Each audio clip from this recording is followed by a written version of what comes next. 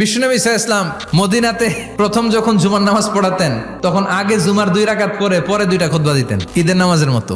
বিশ্বনবী আগে 2 রাকাত নামাজ পড়িয়ে খুতবা দিচ্ছেন, তখন মদিনায় দুর্ভিক্ষ, খাবার দাবার নাই। 1 মাস আগে দিহিয়াতুল কালবি আল আনসারী নামক এক সাহাবীকে দিয়ে শাম দেশ থেকে কাফেলা পাঠিয়েছেন খাবারের দ্রব্যাদি আনার জন্য, পণ্য আনার জন্য। 1 মাস পরে খাবারের পণ্য নিয়ে কাফেলা ফিরে এসেছে জুমার টাইমে। আর তখন নিয়ম ছিল কোন শহরে কাফেলা ঢুকলে তারা তবলা বাজাতো।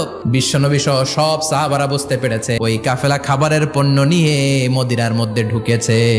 এখন মসজিদে কানাঘুষা, 12 জন সাহাবা বসে আছেন, সব সাহাবারা পণ্য কেনার জন্য চলে গেল। সাহাবারা ভাবলো নামাজ আসল, নামাজ তো পড়েই ফেলছি, এখন খুতবা, সমস্যা নাই। কিন্তু আল্লাহ এটা সহ্য করলেন না।